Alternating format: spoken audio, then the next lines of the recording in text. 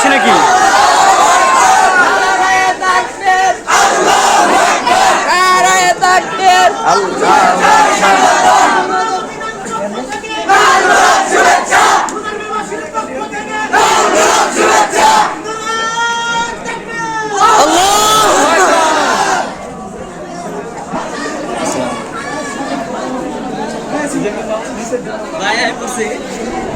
আমার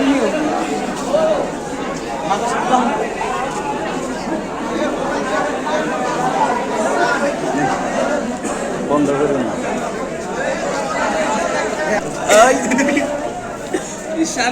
আলহামদুলিল্লাহ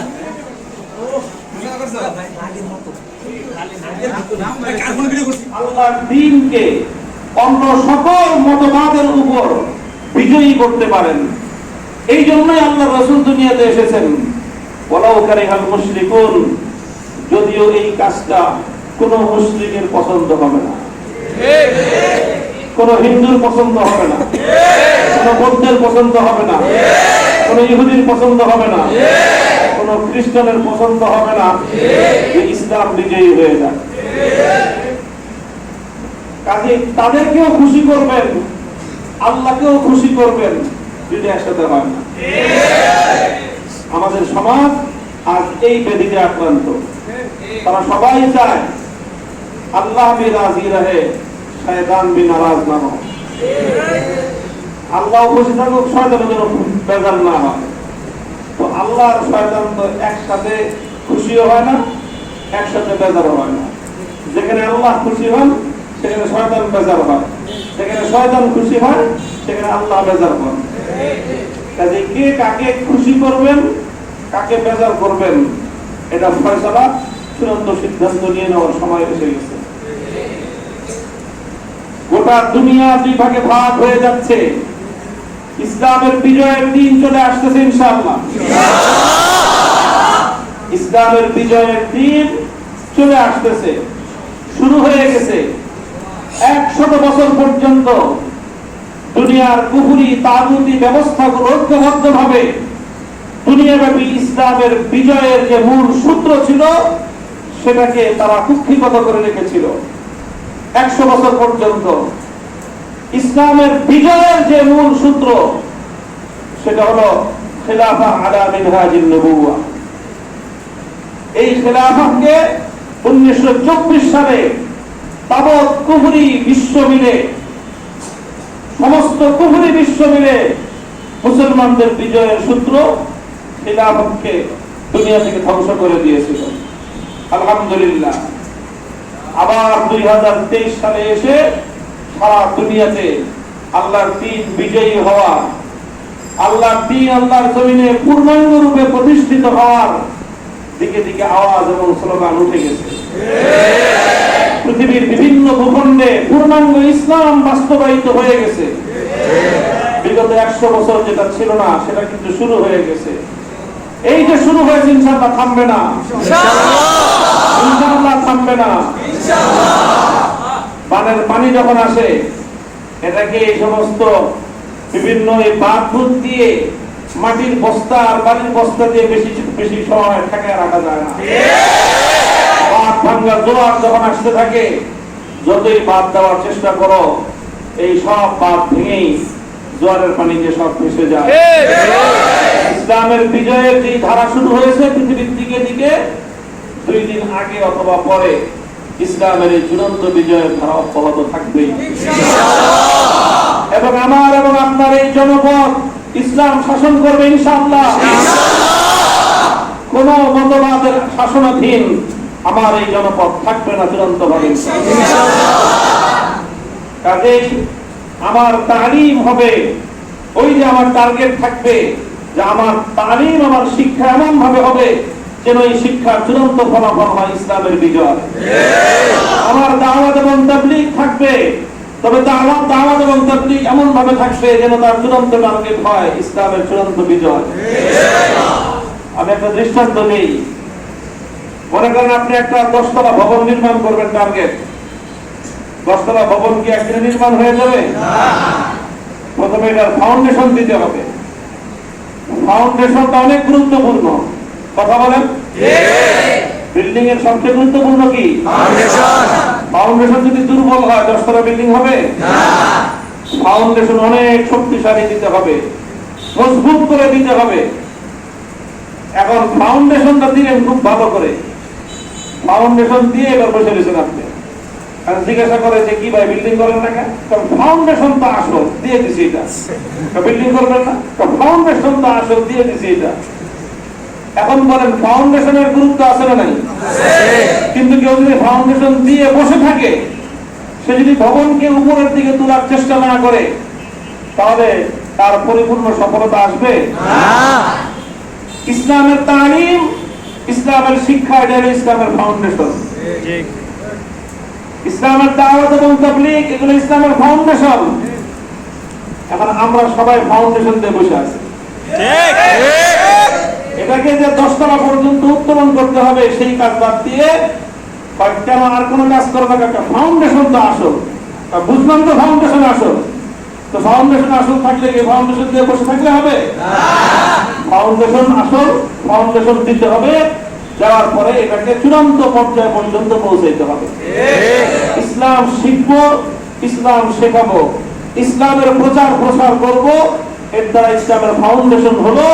আর যখন আমি ইসলামকে বিজয়ী করব, 10 তলা ভবন নির্মাণ হলো।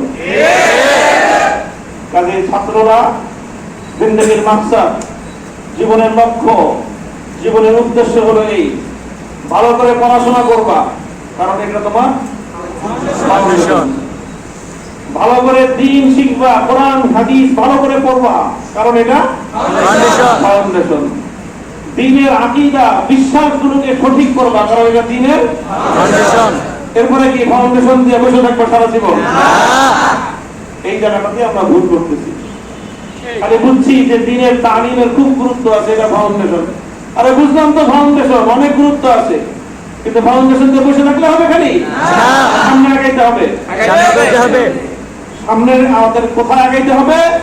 আল্লাহর দ্বীনকে বিজয়ী করতে হবে। আল্লাহর দ্বীনকে বিজয়ী করতে হবে। দুনিয়াতে দ্বীন আসছে, ইসলাম আসছে পরাজিত থাকার জন্য, বিজয়ী হওয়ার জন্য। ওয়াকালিমাতুল্লাহি হিয়াল উলিয়া, আল ইসলামু ইয়ালু ওয়া লা ইউলা। ইসলাম দুনিয়াতে বুলন্দ থাকার জন্য আসছে, পরাভূত থাকার জন্য আসে নাই। ইসলাম দুনিয়াতে সগৌরবে থাকার জন্য আসছে, বুলন্দিত থাকার জন্য আসে নাই। ইসলাম দুনিয়াতে মাথা উঁচু করে থাকার জন্য আসছে, মাথা নত করে নয়। এই কথা খুব ভালো করে বুঝতে হবে। দ্বীন শিখবো, কোরআন শিখবো, হাদিস শিখবো, ভালো করে পড়াশোনা করব, ইসলামের প্রত্যেকটা বিষয়ের উপর আমি বুদ্ধি অর্জন করব, ছাত্ররা, শিক্ষার্থীরা। তারপরে ইসলামের এই মূল শিক্ষা সমাজের প্রত্যেকটা মানুষকে বোঝাবো, প্রত্যেকটা মানুষকে শেখাবো। আর সবকিছু শেখাবার সাথে সাথে প্রত্যেক ইমানদারের কাছে এই মেসেজ পৌঁছে দিব যে আপনি যদি ইমানদার হয়ে থাকেন, তাহলে আল্লাহর দ্বীনকে দুনিয়াতে বিজয়ী করতে হবে। আল্লাহ পাক রব্বুল ইজ্জত আমাদের সকলকে তৌফিক দান করেন। আমিন। আমি আপনাদের কাছে দোয়া চাই যে এই যে আমার মিশন, এই যে আমার বক্তব্য, এই যে আমার কথা, আল্লাহ যেন যতদিন এ দেহে প্রাণ আছে এই কথাটা এভাবেই এই সমাজের কাছে বলে যাওয়ার তৌফিক যেন আল্লাহ দান করেন। আল্লাহ পাক রব্বুল ইজ্জত যেন সকল ষড়যন্ত্র, সকল চক্রান্তের হাত থেকে আমাকে এবং আপনাদের সকলকে আল্লাহ হেফাজত করেন। আমাদের দেশ, আমাদের এই মাটিকে যেন আল্লাহ হেফাজত করেন। এই দেখেন, এই মাটি, এটা আমাদের পূর্বপুরুষরা শত শত বছর ধরে আমাদের এই মাটির ইতিহাস হলো, এই মাটি এটা একটা মুসলিম জাতির জন্য, মুসলিম জাতির জন্য ইসলাম নিয়ে সগৌরবের দিকে থাকবার জন্য এই মাটিতে অনেক রক্ত, অনেক অশ্রু, অনেক ঘাম ঝরানো হয়েছে শত শত বছর ধরে। ইতিহাসটা এমন, ইতিহাস বিকৃত করার কেউ চেষ্টা করবেন না। এই দেশের শত বছরের ইতিহাস, হাজার বছরের ইতিহাস, যে এই জনপদ, এই যে বঙ্গ অঞ্চলের পূর্ব দিকের যে জনপদ, ইতিহাসে এই জনপদ অনেক সময় অনেক রকম মানচিত্র ছিল। এক সময় পশ্চিমবঙ্গ, পূর্ববঙ্গ মিলাই একটা বঙ্গ ছিল। পূর্ববঙ্গটা ছিল মুসলমানদের আদিবাস, পশ্চিমবঙ্গে ছিল হিন্দু ধর্মাবলম্বীদের অধিকাংশ তাদের অবস্থান। পশ্চিমবঙ্গের হিন্দুরা সেটাকে নিজেদের আপন ভূমি ভাবে এখনো, আর এই বঙ্গ, এই বাংলাদেশের এই ভূমিটাকে মুসলমানরা নিজেদের আপন ঠিকানা ভাবে। কাজে এইখানে আর কিছু থাকবে না, ইসলাম থাকতে হবে। ইসলাম থাকলে, ইসলাম থেকে যারা যারা ইসলামের সাথে থাকতে পছন্দ করে তারা থাকবে, যার ইসলামের সাথে থাকতে পছন্দ হয় না বড় খোলা। ইসলাম ছাড়া এই দেশে এখানে জায়গার কোনো অবকাশ নেই। হ্যাঁ, সবাইকে মুসলমান হয়ে যাবে সেটা বলি না, কিন্তু ইসলামের সঙ্গে বৈরিতা রেখে এই জনপদে কেউ থাকতে পারবে। এই জনপদটা আমাদের পূর্বপুরুষরা হাজী শরীয়তুল্লাহ, মীর নেসার আলী ওরফে তিতুমীর, ফকির মজনুসা, এইভাবে যদি পূর্বর দিকে আরো যাই, এরকম লক্ষ শহীদ গাজীর চোখের অশ্রু, মাথার ঘাম, বুকের রক্ত, এটা দিয়ে দিয়ে এই জনপদটাকে তারা তৈরি করে গেছেন যে আমাদের পরবর্তী সন্তানরা এসে এই মাটিতে ইসলামের বীজ বপন করবে, আর এখান থেকে ইসলামের খুব সুন্দর উর্বর চাষাবাদ হবে। কাজে আমরা যদি আজ এই জমিতে ইসলামকে বাস্তবায়িত করা, ইসলামকে বিজয়ী করার এই প্রচেষ্টা যদি আমরা বন্ধ করে দেই, আমাদের বাপদাদাদের সঙ্গে গাদ্দারি আর বিশ্বাসঘাতকতা হবে। কাজে আমরা আমাদের পূর্বপুরুষদেরকে কিয়ামতের দিন মুখ দেখাতে পারবো না। তারা বলবেন যে এই মাটি, হাজী শরীয়তুল্লাহ বলবেন, তিতুমীর বলবেন যে আমাদের কাছে কিচ্ছু ছিল না, বাঁশ দিয়ে কেল্লা বানাইছিলাম ব্রিটিশদেরকে মোকাবেলা করার জন্য। সারা পৃথিবীর সবচেয়ে বড় পরাশক্তি, বাঁশের কেল্লা তৈরি করে আমরা মোকাবেলা করেছি। কেন করেছিলাম? এই জন্যই করেছিলাম যে আমাদের পরবর্তী আমার এমন সন্তান আসবে যারা এই জমিতে আল্লাহর দ্বীনের চাষাবাদ করবে। তোমরা কি করছিলা? কাজে এই যে যত ষড়যন্ত্র, যত চক্রান্ত দেখতেছেন, মূল হলো এই দেশ থেকে ইসলামকে উৎপাদন করতে চায়। কাজে তারা যার যার ধান্দায় সে আছে, যার ক্ষমতার দরকার সে কেমনে ক্ষমতার ঘাটতি রক্ষা করবে সেই ধান্দায় আছে, যার ক্ষমতায় যাওয়া দরকার সে কেমনে ঘাটতি কেড়ে নেবে সেই ধান্দায় আছে। আমার আপনার ধান্দা হলো একটাই, এই মাটিতে আমরা ইসলামকে বিজয়ী করে থাকি। কাজে এই বিষয়ে যে কোনো অপতৎপরতা যেই চালাবে সে আমার দুশমন, আর ইসলামকে বিজয়ী করার জন্য যেই সামনে আগাবে সেই আমার বন্ধু। কথা পরিষ্কার? সূত্রগুলা এই সূত্রে আমাদের জীবন পরিচালনা করতে হবে। আল্লাহ রাব্বুল আলামিন আমাকে আপনাদেরকে সকলকে আল্লাহ তার দ্বীনের জন্য কবুল করেন। আল্লাহ যেন আমাদেরকে আল্লাহর দ্বীন বিজয়ী হওয়ার সেই মোহময় দৃশ্য, সেই অনিন্দ সুন্দর দৃশ্য আল্লাহ যেন আমাদেরকে নিজেদের চোখে দেখার তৌফিক দান করেন। ওয়া আখিরু দাওয়ানা আলহামদুলিল্লাহি রাব্বিল আলামিন। আসসালামু আলাইকুম ওয়া রাহমাতুল্লাহ। সুবহানাল্লাহি ওয়া বিহামদিহি সুবহানাল্লাহিল আযীম। اللهم صل على محمد وعلى آل محمد كما صليت। সবগুলি কিতাবই এখানে হাদিস জমা করা হয়েছে বিষয় ভিত্তিক, বিষয়বস্তু হিসেবে। এক অধ্যায়ের মধ্যে ঈমানের হাদিস, এক অধ্যায়ের মধ্যে ইলমের হাদিস, এক অধ্যায়ের মধ্যে তাহারাতের হাদিস, উজুর হাদিস, গোসলের হাদিস, এরকম ভিন্ন বিষয়বস্তু হিসেবে আলাদা আলাদা অধ্যায়, আলাদা আলাদা কিতাব, আলাদা আলাদা আবওয়াব কায়েম করা হয়েছে। তো এইভাবে যে হাদিসের কিতাব লেখা হয়েছে তার মধ্যে সাধারণত মুহাদ্দিসিনগণ কেউ কিতাবুল ঈমানের দ্বারা কিতাব শুরু করে থাকেন, আবার অনেকে কিতাবুত তাহারাত দ্বারা কিতাব শুরু করে থাকেন। এই দুইটা তারতিবই বেশি লক্ষ্য করা যায়। যারা কিতাবুল ঈমান দ্বারা কিতাব শুরু করেন তাদের যুক্তিটা থাকে এরকম, ঈমান হলো আসলুল উসুল, সমস্ত আমালের জন্য ঈমানটা হলো মওকুফ আলাইহি। ঈমান না থাকলে আমল কি হবে? এই জন্য আগে ঈমান তারপরে আমল, এই জন্য ঈমান মুকদ্দম করেন, আমলের আলোচনা পরে। আর যারা কিতাবুত তাহারাত তার আলোচনা শুরু করেন তাদের যুক্তি হলো যে এই কিতাব তো লেখা হয়েছে ঈমানদারদের জন্য, ঈমান তো আছেই তার। ঈমানের পরে সর্বপ্রথম মুসলমানের উপর, মুমিনের উপর যে বিধানটা ফরজ হয় সেটা হলো নামাজ। আর নামাজের মওকুফ আলাইহি হলো তাহারাত। এই জন্য তারা তাহারাতের দ্বারা আমাদের কিতাব শুরু করে।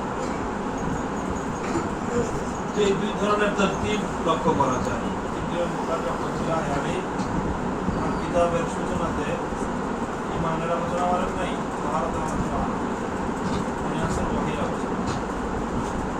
মূলত ওহীর আলোচনাটা ইমাম বুখারী এনে অত্যন্ত সূক্ষ্ম এবং তাৎপর্যময় একটা বিষয়ের দিকে ইশারা করেছেন। সেই বিষয়টা হলো যে আসলে ঈমান বলি, আমল বলি, যাই বলি, এই সব কিছুর জন্য প্রয়োজন যেটা প্রথম, সেটা হলো রাবেতা দরকার। খালেক আর মাখলুকের মধ্যে একটা রাবেতা প্রয়োজন, সংযোগ প্রয়োজন। সংযোগ যদি স্থাপন না হয় তাহলে এক পাশ থেকে আরেক পাশে তো কোনো মেসেজ যাবে না, কোনো বক্তব্য যাবে। আমাদের কাছে আল্লাহর পক্ষ থেকে আহকামাত জেনে বলা হলেন আল্লাহ, আর আমরা আহকামের উপর আমল করব। আল্লাহ দিবেন হুকুম, আমরা পালন করব হুকুম। তো এটার দ্বারাই আমাদের জিন্দগির মাকসাদ, এটাই আমাদের জীবনের উদ্দেশ্য। আল্লাহর পক্ষ থেকে, খালেকের পক্ষ থেকে মাখলুকের পক্ষ থেকে হুকুম আসবে, হুকুম আসতে হলে প্রথমে দরকার হলো খালেক আর মাখলুকের মধ্যে রাবেতা। এক জায়গা থেকে আরেক জায়গায় ফোনে কথা বলবো, ফোন খালি হাতে নিয়ে কথা বললেই হয়? দুইজনের কাছে দুইটা ফোন আছে, ভালো ফোন, দামি দামি ফোন। তুমি এক ফোন দিয়ে কথা বলতেছো, সে আরেক ফোন দিয়ে কথা বলতেছে। দুইজনের মধ্যে যদি সংযোগ না থাকে, এই ফোনের কথাবার্তা একজনের থেকে আরেকজন কি হবে না?